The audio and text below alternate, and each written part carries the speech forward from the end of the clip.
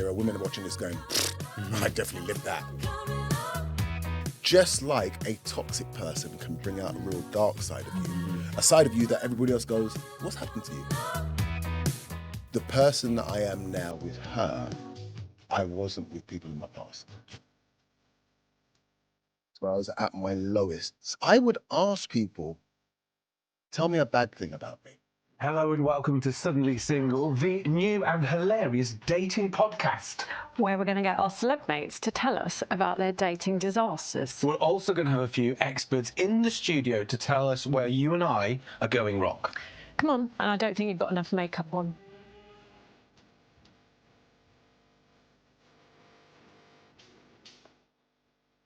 Coming up on this Suddenly Single, it is Richard Blackwood, the Swiss Army knife of presenters, actors, comedians, a 360 performer. I'm my best friend for over a week. But it was a deep week. Yeah. Just wanna get out of here. Hello and welcome to this week's Suddenly Single, and we have with us today Richard Blackwood. I'm so excited. Personal fan, 4 decades. I have to say, seriously, decades. Yeah. I've been doing that a while. Fair? Can I just say that you're BFFs, but you only met last week? Yeah, I know. Yeah, okay. I know. But the bond was real. Yeah. Well, obviously it is. It was. But you know, there's like people that can make you laugh. Yeah. That does it for me. Anyone who can make you laugh. When we were going to introduce you, there's about a million things we can introduce you as, because you're a DJ, comedian, award-winning actor, been in several soaps. I like that You're one. doing a tour at the moment. Literally as we speak. selling out. What do you describe yourself? What does it say in your passport as your occupation? You know what? I don't even know how to check, but I'll call myself an entertainer. Yeah. I'm of the ilk.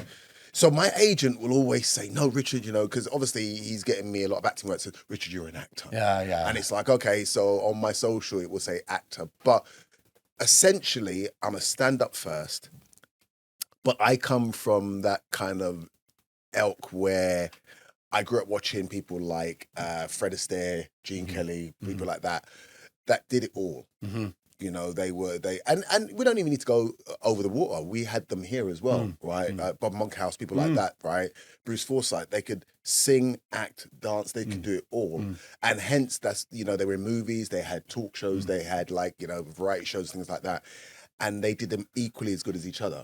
And I think we've now got into this society where, no, you can only do one. You're only Why do you think allowed- that is? I agree with that. Everybody's in a pigeonhole. I think it's a British thing, and I know that sounds really bad to say that, but the Brits are... maybe times are changing now, but there was a period where you weren't allowed... They classed you as showing off. If you kind of displayed this sort of like, you know, I'm good at something, it was like, oh, no, steady on, right? Do you know what I mean? Don't get above your station. And it's like, but if you are an entertainer, if the thing that you're selling is you, then you must believe in it. It's like if you have a product, you know, when you see these programs and they'll try to get a sponsor and they go, okay, this is my product. And the guys are sitting there and they go, okay, sell it to me. So I did my first show in Covent Garden in the Spot in 1993.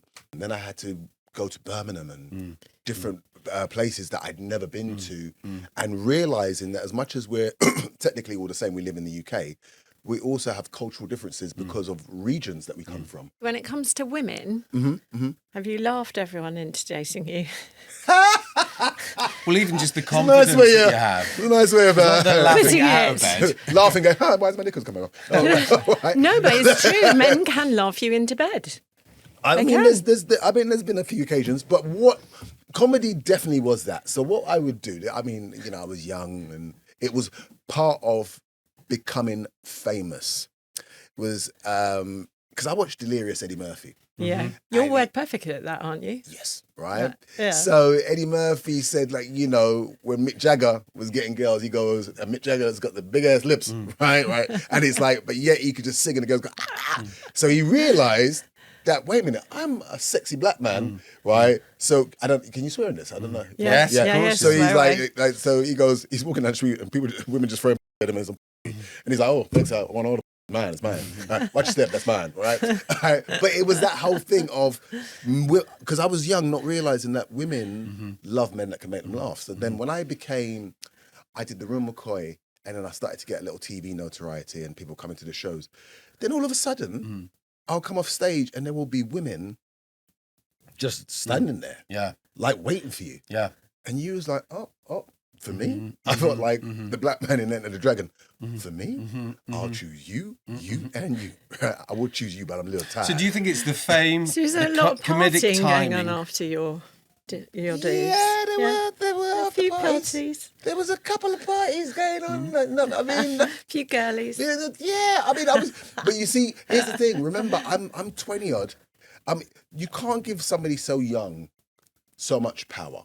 You had a lot of power very young. I did, extremely young, and I'm look back in hindsight, and I'm glad it went the way it did because I'm still able to have my career. I'm now 52, and I'm able to kind of, I'm at a different level where it's like I can totally understand it and not be taken in. But there was a point where you didn't need to necessarily go up and do the chatting up. Yeah. She's with her girls. Hi guys, would you all like a drink? Yeah. Blah blah. Now she's just you're actually standing there and your guys are going, she's coming over, right? Do you know what I mean? And you had to act like a female. You was acting like, I didn't see you there. It changed, right?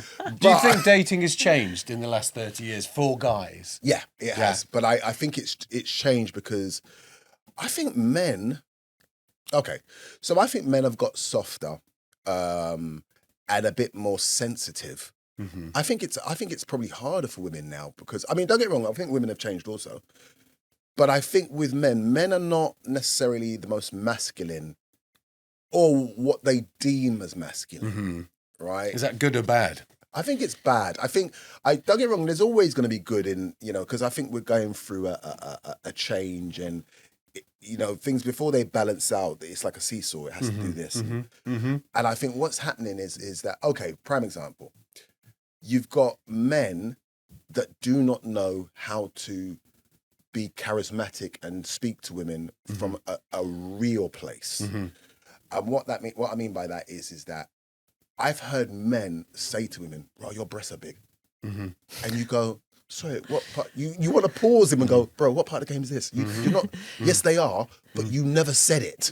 That was the whole point. She was waiting for you to say it, and the fact that you didn't is what makes her go, I like this guy. You guys now go, oh my God, look at your breasts, right? Just weird. No, just weird. We got to bring back the word weirdo. Yeah. Right? Yeah. No, we need to. Weirdo, Weirdo. And when a woman called you a weirdo, there was no coming back from it. If a woman ever looked at you and He's a weirdo. weird. Yeah, it was a no. You're not getting a date. There's no coming back. And women, you need to start doing that. You need to go, you're weirdo. But don't you think it's harder for men to chat women up now because they're on the phone, they've got a clan, or they don't even meet physically somebody, they just do it on their internet? Yeah, we've discussed this, haven't we? I don't know. Have you ever swiped? Have you you ever ever been on a dating app? No. But the only reason why I hadn't is because dating apps came out when I don't like the term famous, but known. Yeah. Right. So you wouldn't. I didn't. That wasn't my. Don't get me wrong. Like you meet people where you meet them. Yeah. Right? I think people frown upon the terminology. Like I met my partner on the internet. Blah blah blah.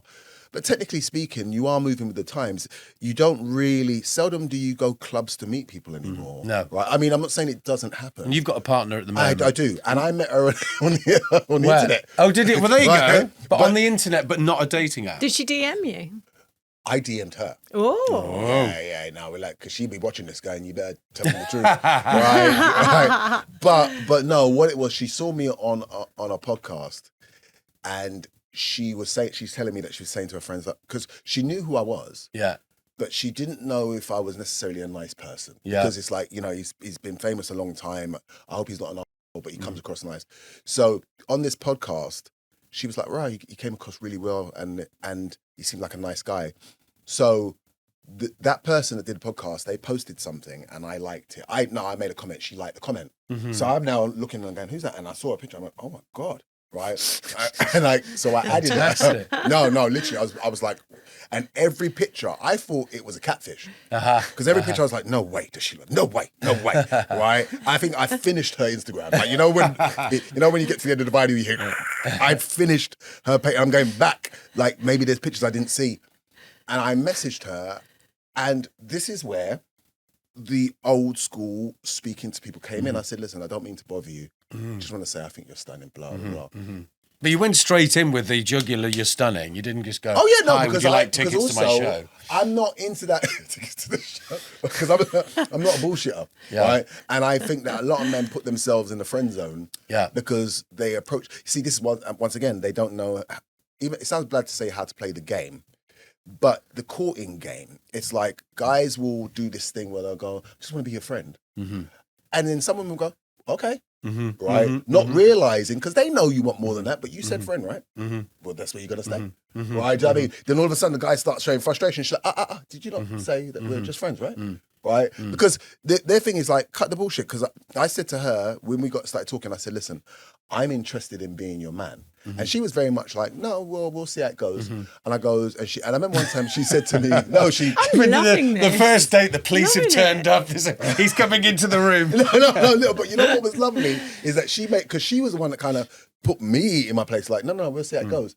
And a part of my sort of celebrity was like, sorry, did she say she's going to see how it goes? But surely you must like somebody that's got strong-willed. But that's... You know, because from what you'd said before, lots of girls come up, you want somebody that's got an opinion. And that's what I loved about her from early, is that she was letting it be known, like, I don't care who you are. Yeah. Right? We're going at this pace or nothing's going to happen at all. Yeah. And I respected that because that's what I'd want I ain't got no daughters. If I had a daughter, that's what I want, or my sisters to be like.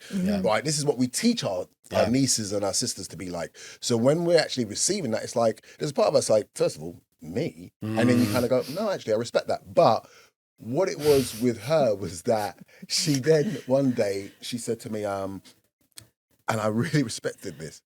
She said, look, because I kept on saying, one day I'm going to be a man. This is after you started dating?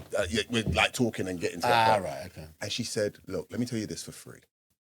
She goes, the day that I call you my man, you better not have no women on the, I mean, nothing. Like, if there's some cleaning up to do, do that now, because you're running before you can walk. I'm coming to her for lessons. She sounds No, fabulous. she She sounds sounds fabulous. No, but you got to think about it, because we think with our don't we? So I'm just thinking like, oh my God, she's, and I'm running before I can walk, and I'm saying and don't get me wrong, I wasn't lying, right? I didn't want to be a man, but her thing was like, are you in a place to be my man yet? Like, she just sounds like she knows her own self-worth, and she's street smart. Oh, good God! Then some. She's more gangster than I am, right? like I can't tell her about things that are about me because she's like, we're going there, we're going to pull up right now. Like, babe, first of all, I'm supposed to do that. She's the gangster, but like, she's the protector when it comes to the relationship. She definitely is. But yeah, she was the one that made me have to kind of check myself and go, yo, and. For somebody in my position coming from the fame and stuff, I didn't realize, but that's kind of what I needed. The one thing with us in the industry, and I think it goes for men and women, is that because we are sought after, we have to be then very vigilant. That's on us to kind of sort through what's right. So let's say, for instance, if I liken it to women or use women in this parody, women know that they want a man that wants more than the physical. The physical is the initial thing, because they know that men are, the sex is what they see, blah, blah. Men, they will lie and say, you just look like so intelligent. And it's like, really? Really? That's what you saw? Right? I look like I have a degree, right? But women get to a certain age where they see past the bullshit and go, okay. But now it's also up to the woman to kind of look for the signs to go, do you really want me for me, or is this just a sexual thing? Am I a trophy, or am I your equal? Like, that's the part, no matter what he's saying, women have that sixth sense just like men do to go, I know what I feel, because energy doesn't lie. But it's interesting, you've got a grown-up son. Yeah, he's 24. You don't need to be in a relationship, but you're looking for a relationship rather than just playing. Yes. Why is that? Because you've done one side of it already, on one side of the coin. Because okay, so now I think this goes back personally for me to how I was raised. My grandparents raised me. Yeah, my mum had me very young. My dad was young as well, and they were different people at that time. So with my my grandparents, they intervened. My dad was in and out of prison. My mum was drinking and stuff. So she balanced out, but they had me when they were teenagers. Right. Yeah. So my grandparents of that generation, that happened a lot. There were a lot of young kids. It's like their grandparents, they call them mum and dad. Yeah. Yeah. So my grandparents, I saw nothing but stability. You know, my dad went to work. My grandma worked as well, but she was the woman of the house. She took care of the food, blah, blah, blah. Dad came in. I came from the days where he gave her the wages and she gave, she said, all right, that's for you, right? And the rest is for the house, right? Do you know what I mean? I came from that school, right? Do you know what I mean? But we lived a good life. Right? I would say we were working class. Yeah, but we was also working class and middle class because my dad did very well for himself. He used to build film sets for Sidney Poitier and things like that. Wow. So yeah, he came over from the Windrush, but he was a very stern, old school. This is your grandfather. I love you because you can see the lights are in the house. Yeah, right? Do you know what I mean? I don't say I love you. Not the cuddling. No, we don't cuddle. No. You have food on the table. That's love. Right? I came from that.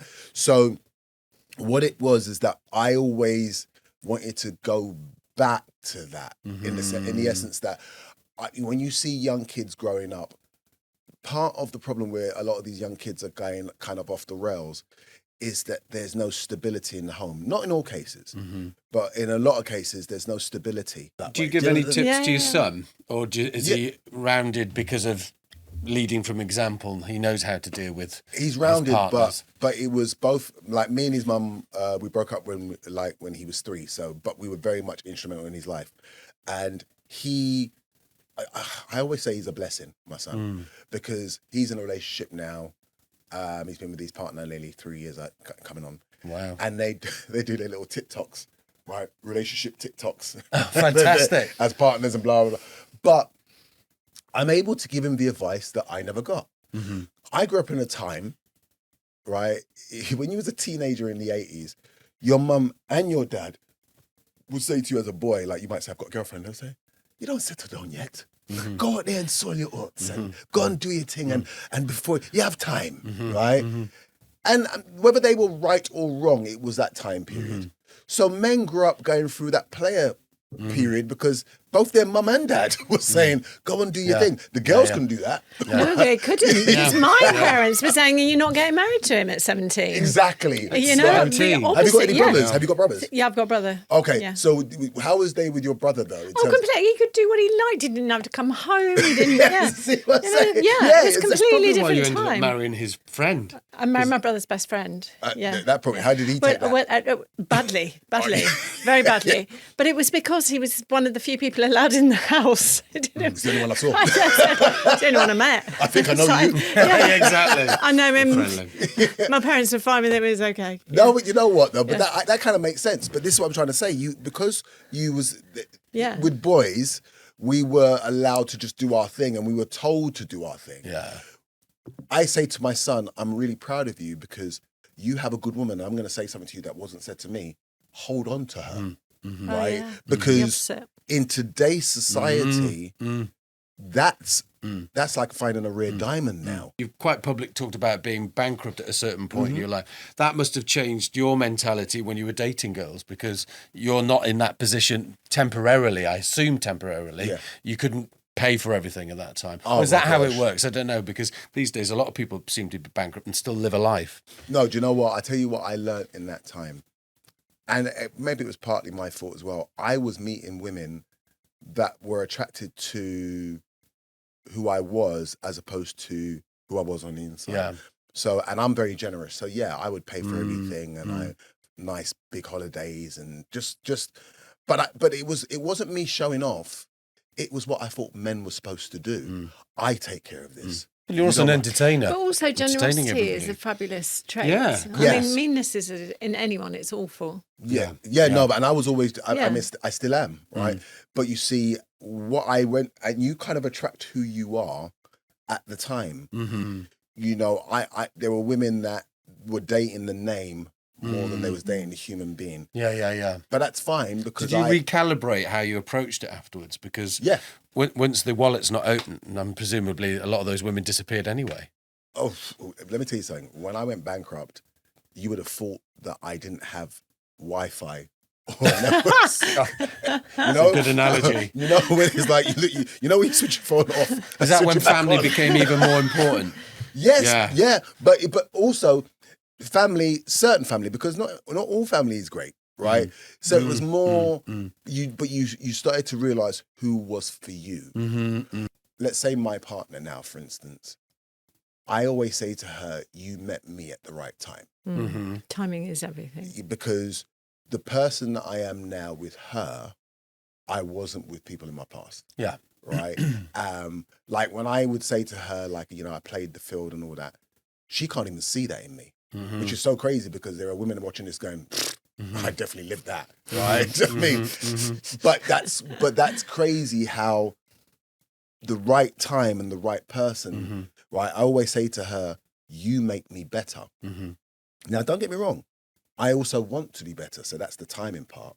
But the right person brings that out of you, just like a toxic person can bring out a real dark side of you, a side of you that everybody else goes, what's happened to you? Right? Do you know what I mean? But that person tapped into that because as I say, you attract who you are at the time. And, you know, what I think with life is that, especially when you're going through maybe that darker side of things, I think it repeats until you understand what it is you need to change, and then the circumstances start to change. Otherwise, it's a continuing cycle. In the moment of darkness, when I was at my lowest and feeling a certain type of way, I would ask people, tell me a bad thing about me. A bad thing? Yeah. Why? Because here's the thing, I'd rather know than having you saying that about me and me having to find out or not know. Sorry, do you know just what? at your worst point. Load a bit more. But think about it. No, okay. So I go on dates. I remember I used to do it as a joke, and then I brought it back on myself. If I went on a date, you know, you're always selling yourself, aren't you? So I'd say to the woman, tell me something that's not nice about you. And they go, and I go, there must be something. Okay, right. Next time we're having a bottle of Vino Collapse. I'm going to ask you. Okay, tell me something bad about you now. Yeah, come on, no, hold on. Tell me something that you think me. that you would say about you, not what's been told about you, that you know that is not necessarily great about you. And you see, you found it just there. Yeah, I did.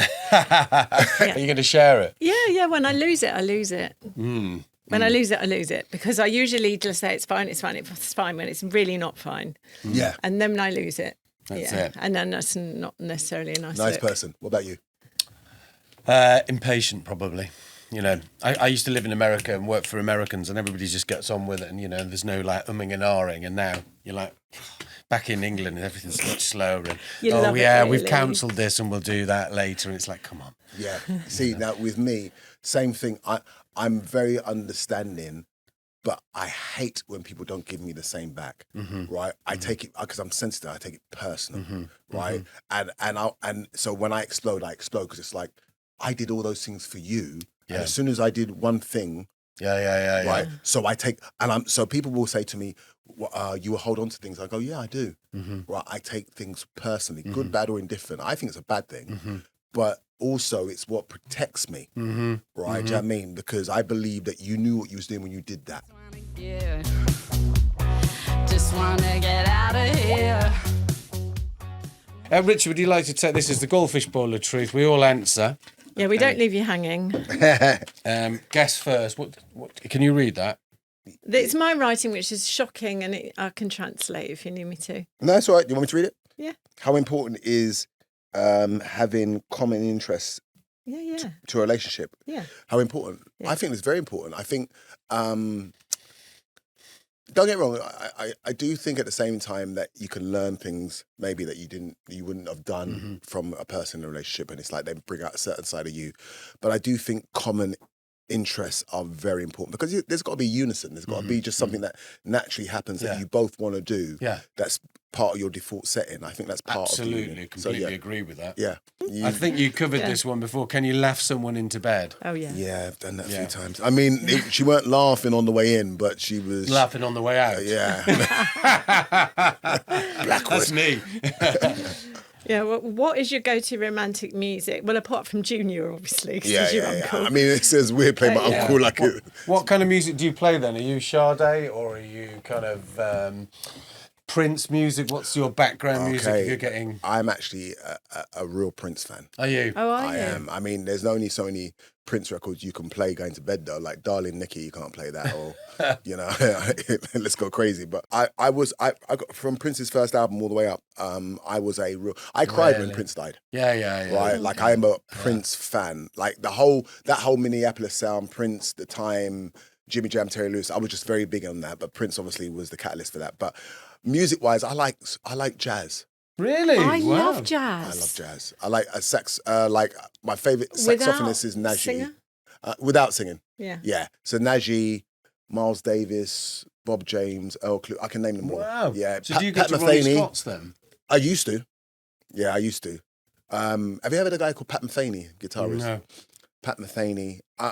I'm very much into jazz. I mean, if we're talking about love music, then slow jams, 90s R&B, slow jams. Yeah. Right, was me. Groups like Jodeci, Boyz II Men. Right, yeah. No, they were told you, I'm going to make love to you. This is what they said in the lyrics. Yeah. So you had to do that. Yeah. Well, PM Dawn was what that. Set Adrift from Memory. Yeah, Yeah. God, That was a big tune, that was. Yeah, huge. You? Well, do you know what? It's funny. Well, you know, when I've been on about 5 dates recently with the same guy, but I definitely am not going to see him anymore. Your face said that, by the way. I just want to let you know.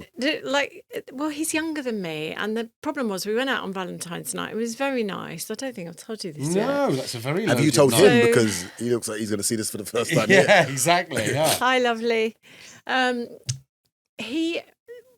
It was just wrong on so many levels, and one of them was being younger.